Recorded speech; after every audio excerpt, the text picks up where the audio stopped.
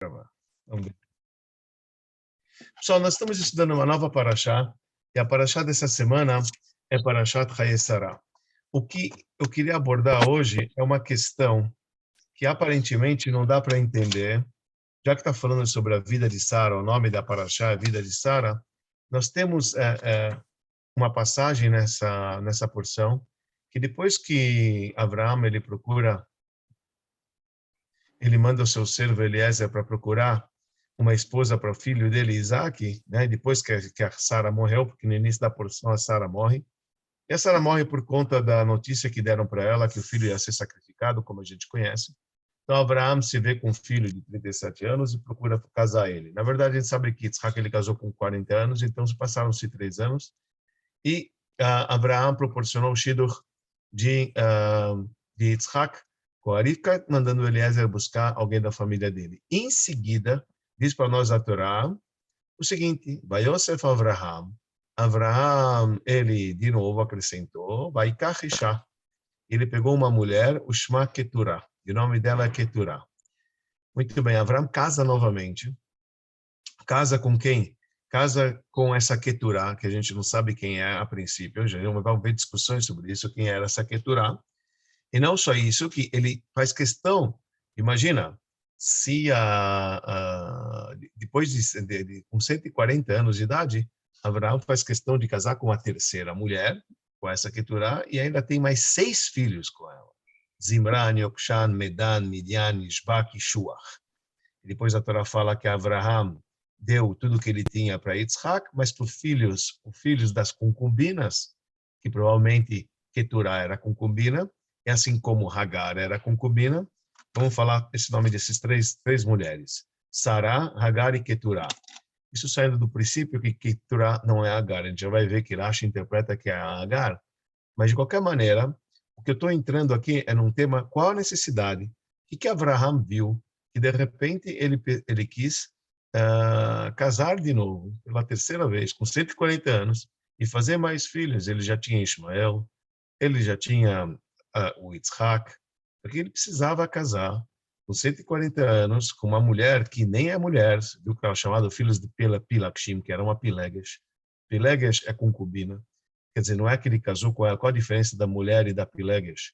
Que naquela época você poderia casar com uma mulher que é Ketubá, que ela merece, os filhos dela merecem herança, ou com uma concubina que não tem Ketubá, quer dizer, caso você a despache, ela não leva nada, e ela também, os filhos não levam herança. E, de repente, a Torá nos conta que Abraão faz questão, aos 140 anos de casar com uma terceira mulher e criar 6 filhos, sabe? O que aconteceu, né? Ele já tinha descendentes, quer dizer, ele não precisava, aparentemente, fazer nada disso. O pior, nós estamos na porção da vida de Sara, e a gente sabe que Sara e Agar, vamos imaginar, quem era essa Keturah? Rashi comenta para nós que Keturah era Hagar, era a própria concubina que Sara havia oferecido para Abraham gerar um filho, Ismael, o primeiro filho de Abraham. Então Rashi fala que essa Keturah é a Hagar, ele voltou a casar com Hagar. O que aconteceu com essa concubina? Amando de Sara, Abraham teve que expulsá-la de sua casa junto com o filho Ismael. Algo que não agradou a Abraham. Aliás, é o único primeiro DR que consta na Bíblia, na Torá, sobre marido e mulher, de ideias diferentes, foi essa discussão que está explícito na Torá, que Abraham não concorda, Sara diz X, Abraham diz Y, e Deus manda Abraham seguir a opinião de Sara. Agora imagina, você está na paraxá que é chamada Vida de Sara. Você espera que vão falar sobre a vida dela. De repente, a Torá conta que Abraham volta para a concubina que a Sara tinha mandado embora. Não faz sentido nenhum. Não faz sentido Abraham querer gerar mais filhos e ainda 6 filhos. Mais ainda não faz sentido. Isso se ela for Hagar. Se ela for Hagar, não faz sentido. Mas mesmo se ela não for Hagar, se ela for outra mulher, por que ele fez questão de pegar uma concubina e gerar mais 6 filhos? Não somente isso, 6 filhos que ele gerou com ela, que tem um comentarista chamado Shach al-Torah. Shach al-Torah é Siftei Kohen al-Torah. Esse homem, Shach, ele viveu, chamava Rab Mordechai HaKohen. Ele viveu em 1523, 1600, quer dizer, ele pegou até o século XV, século XVI, e ele era um cabalista de Tzfat. ele tinha estudado a Torá com o Rabi Israel Ben Curiel. Então, na época do Rabi Yosef Karo, o autor do Código de Leis, na cidade de Tzfat, ele escreveu uma explicação sobre a Torá. O Shach sobre a Torá fala uma coisa muito forte. Para que Avraham ele teve que pegar uma mulher para gerar famílias que futuramente seriam um espinho para o povo judeu? Isso que não dá para entender.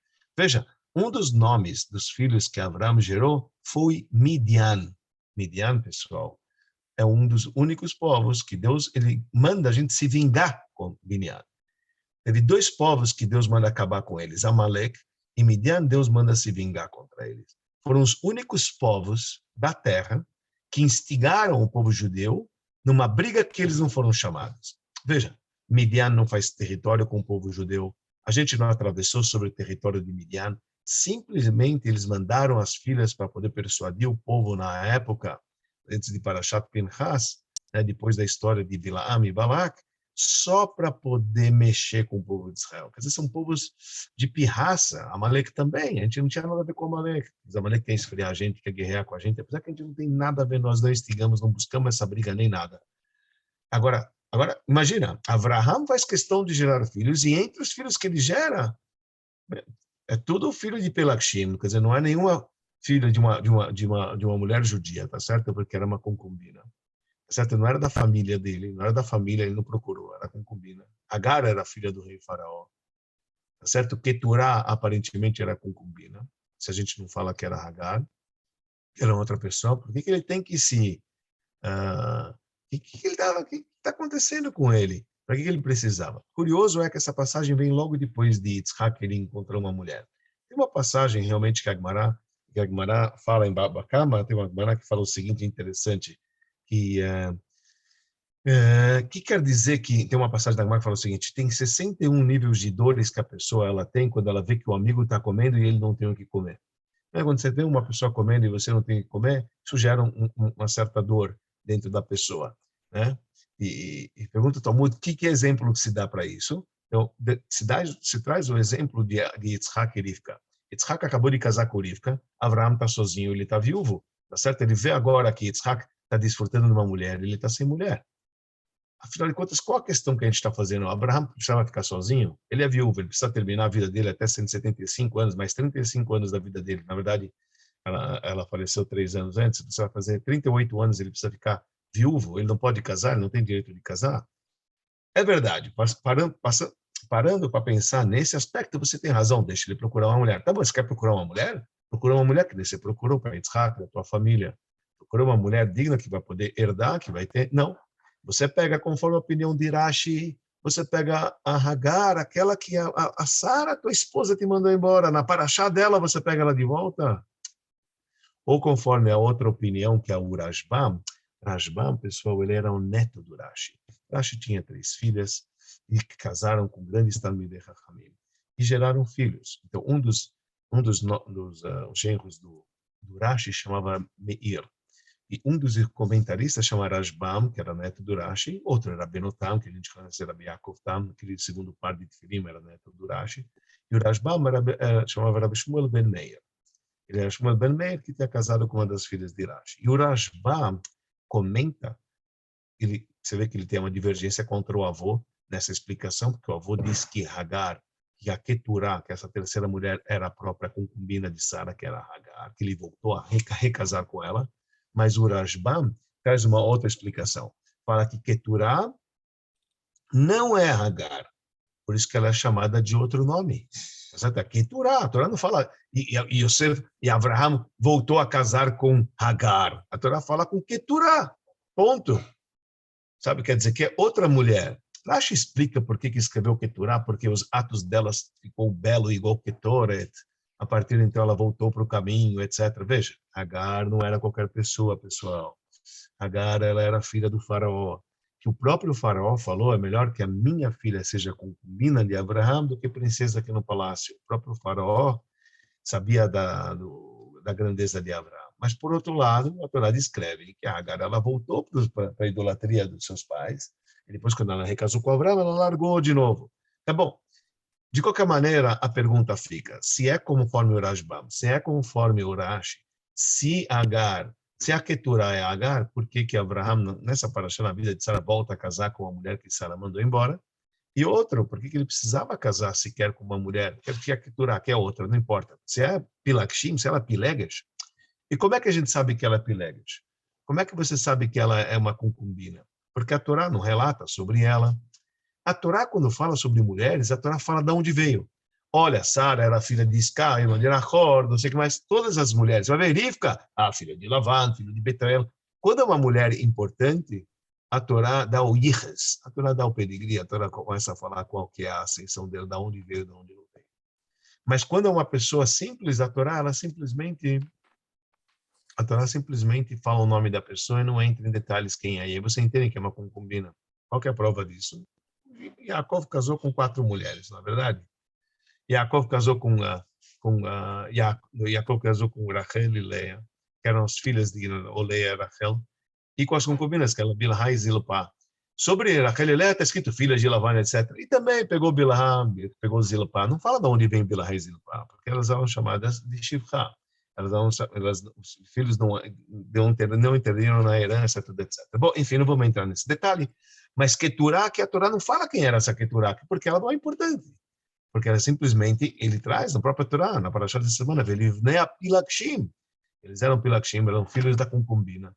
Então pronto, que não tinha tanta importância. Por que que Abraham, ele chegou a fazer isso? Aparentemente, né, não é uma coisa digna de se fazer, principalmente quando gerou um cabra que foi tão ruim, Midian, uma nação que foi tão ruim, que acabou gerando a morte de vários dos nossos. Quer dizer, Abraham próprio gerou esse pessoal. E para que Lama? Para que ele precisava isso se ele já tinha filhos de Agar, filho de Agar e Ismael, e já tinha o filho chamado Yitzhak de Sara? Mas Abraham, no fim das contas, é assim. Ou ele casou com 2 mulheres e teve 8 filhos, ou ele casou com 3 mulheres e teve 8 filhos. Tá certo? Um com Sara e, conforme uma opinião, 7 com Agar, quer dizer, primeiro Ismael e depois mais 6.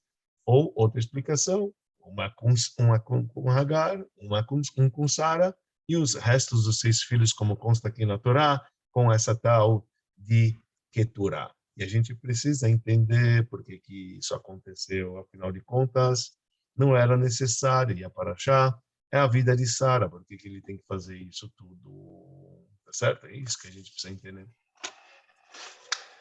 Então, para a gente entender esta passagem, e olha, eu preciso trazer para vocês que tem um comentarista famoso, o Ramban. A gente sabe que o Ramban viveu nos anos 1200, né? O Ramban, está falando com o Nachmanides, né? Nachmanides veio depois de Maimônides. E o Ramban, ele fala sobre a Paraxá, uma coisa forte, forte, pessoal, forte, forte. É forte, às vezes, a linguagem do Ramban, sabe? O Ramban, ele viveu na Espanha, etc. São frases fortes que o Ramban ele fala. Olha o que o Ramban falou. O Ramban falou o seguinte: eu vou ler a linguagem do Ramban em Bereshit Etzain Vav. Diz o Ramban o seguinte: Hata'a imenu beinu ihazeh. Pecou a nossa mãe, a matriarca. Imagina, pecou a nossa mãe Sara. Forte isso, sabe? Ramban. Preciso falar do nome de Ramban porque eu nunca ia ousar em falar palavras como essa. Muito difícil de escutar essas palavras. Mas está escrito assim: Hata'a imeinu beinu ihazeh. Falhou a nossa mãe, oprimindo a Hagar, mandando ela embora de casa. Veshama Hashem Elonia, diz o Ramban, Deus escutou a aflição de Hagar, Benatan Laben, e ela gerou um filho, que era Ismael, Sheyeper Adam, que virou um cara bem Vildechai, como dizer, bem animal. E que esse filho fez, Ismael, Leanot Zer Abraham Besara. Ismael, o pai dos árabes, e os árabes apertam os descendentes de Abraão e Sara. Forte, vai. O Ramban escreveu uma coisa assim, vocês estão vendo? O que o Ramban ele escreve? Aliás, pessoal, tem uma passagem bonita que diz que Ismael, o Sar de Ismael, o ministro de Ismael reclamou com Hashem, porque ele falou o seguinte: não é justo. Terra de Canaã, que você deu para Abraão, eu também sou filho de Abraão. Eu também quero posse na terra de Canaã. Também quero posse na terra de Israel.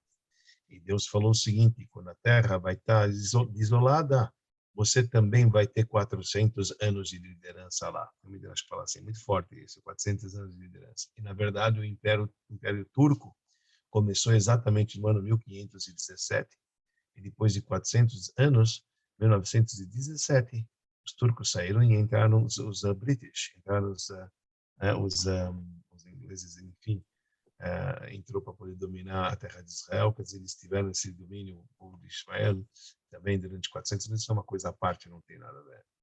Agora, tem uma passagem na Gemara para poder responder todas essas perguntas, mas primeiro eu vou falar uma passagem muito estranha na Gemara, muito estranha na Gemara, que é importante vocês saberem que isso está escrito, e a gente vai tentar decifrar e explicar isso de uma maneira interessante.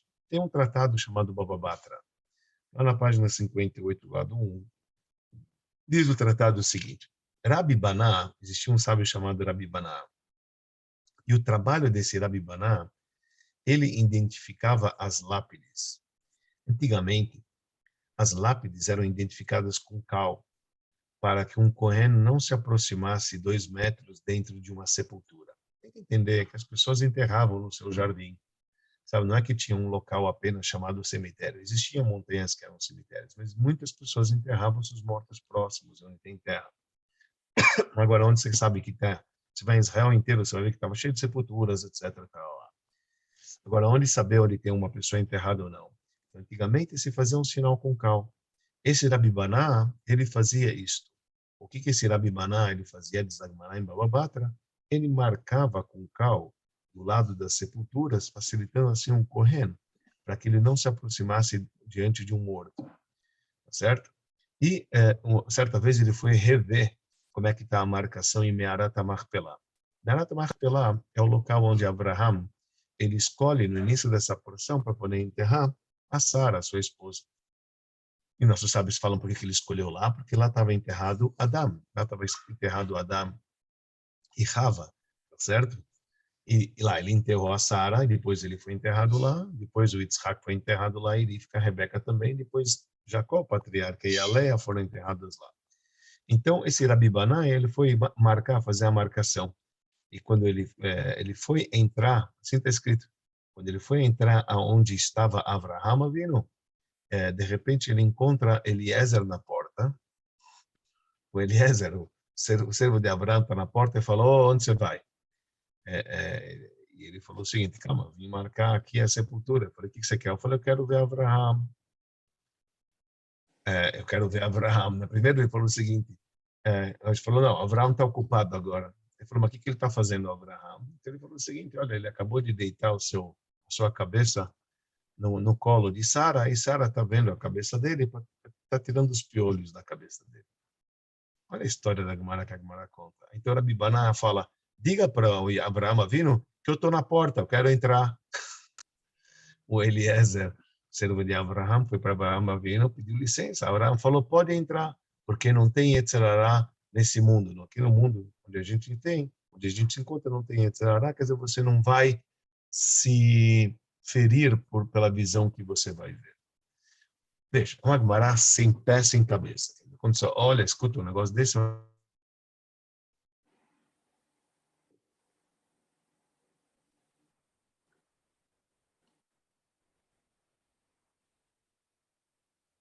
Benaderet, ele era aluno do Ramban.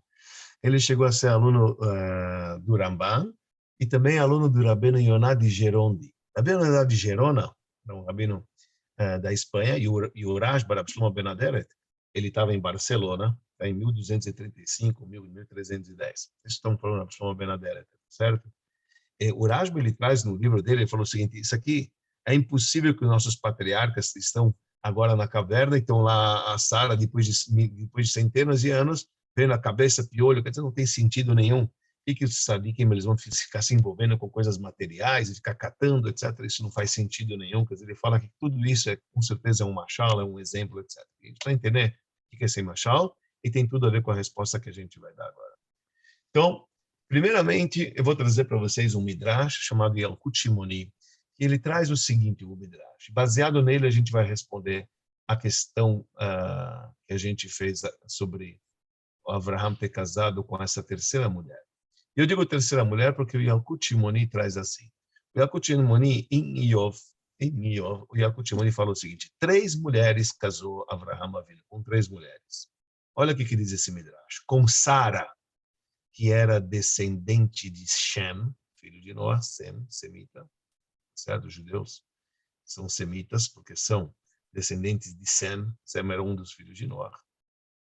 Hagar, que era filha de Ham, era descendente de Ham. Ham era o segundo filho de Noé, aquele que aprontou com o pai.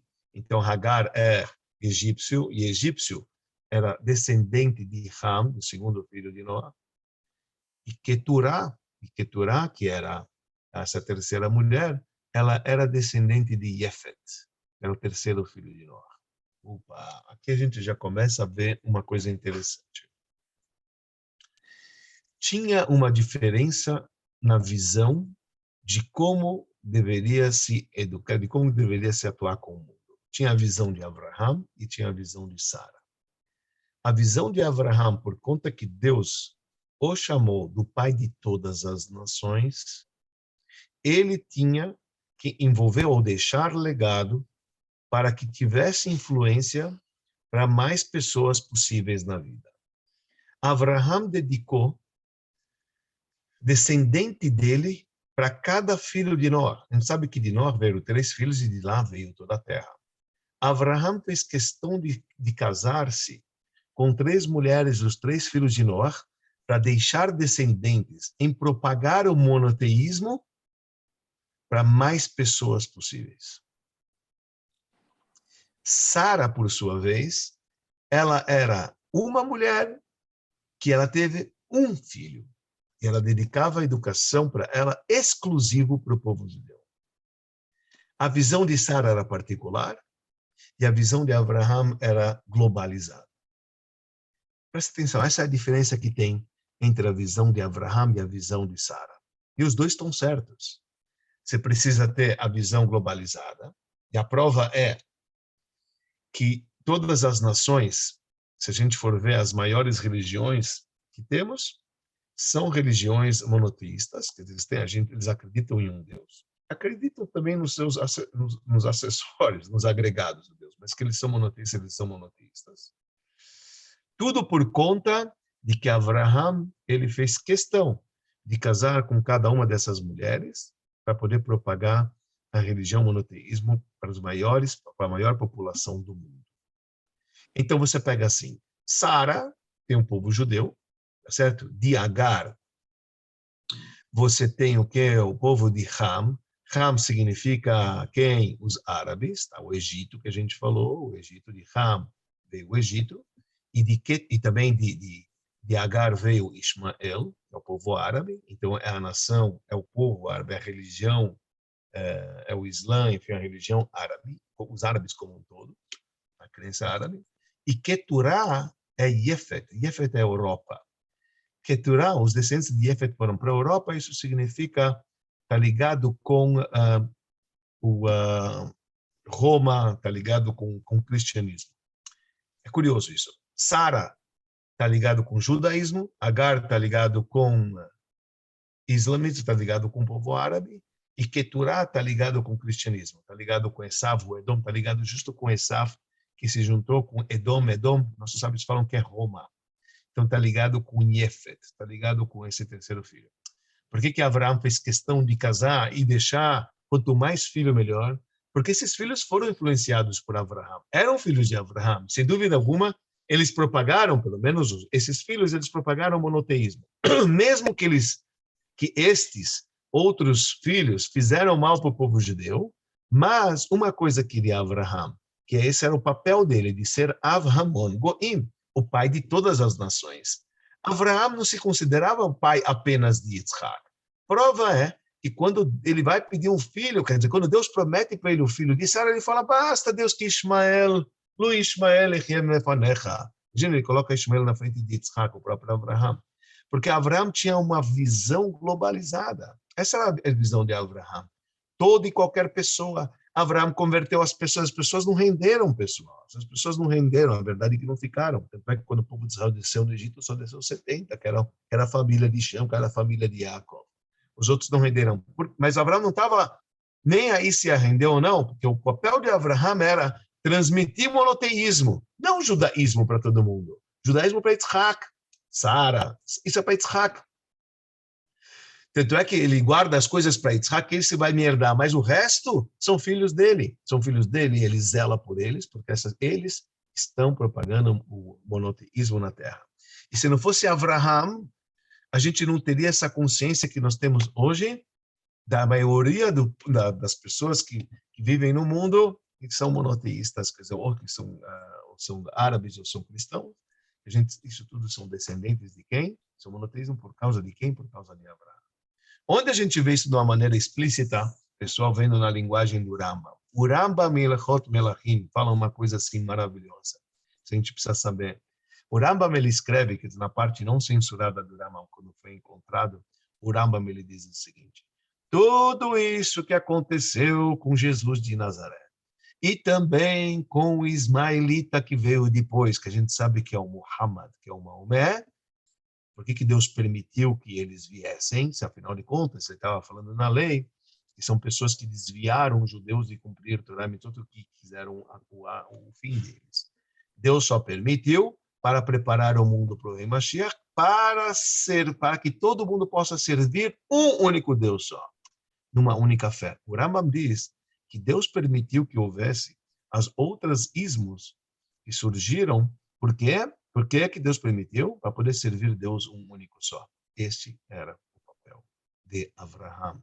E o Rambam ele fala assim, claro, o mundo já se preencheu com a ideia de Mashiach e com os ditos da Torá e das mitzvot até as ilhas mais distantes. Quer dizer, daqui a gente vê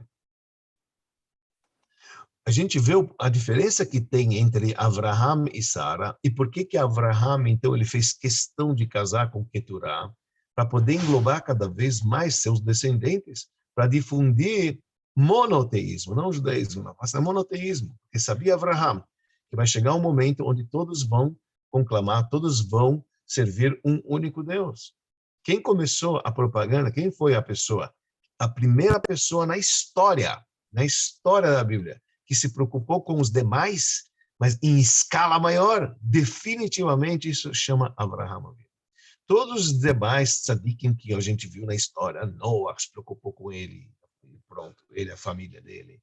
Cada um, Adão era uma pessoa muito grande, mas o que ele fez? Cadê as campanhas? Se você vai ver campanha de trabalho, de influência que teve, a gente começa com Abraão. Abraão foi para o Egito, Abraão foi para Gerar, Abraão foi para lá, Abraão foi para cá, propagou, sabe, desceu, foi, falou, sabe, criou filhos, gerou as nações, as maiores nações que hoje em dia nós temos, com a difusão do monoteísmo, isso era Abraão. Já Sara, na Parashá dessa semana, ela já entende diferente de Abraão. E fala o seguinte, a verdade, você tem o teu papel, mas todo o ênfase que a gente tem que dar é para o nosso filho Yitzhak, que ele vai ser quem vai herdar de fato tudo que você tem espiritual ou não. Este sim é o povo de Deus. Sara entende e fala com Abraham que, olha, a gente tem que focar a educação para o nosso filho. Ideia globalizada não vai resolver o ensinamento do meu filho. A gente tem que ensinar para o meu filho. Expulsa essa mulher Agar daqui. Abraham não gosta que Sara fala, mas Deus concede o aval para Sara. E fala, Abraham, faça o que Sara está lhe dando.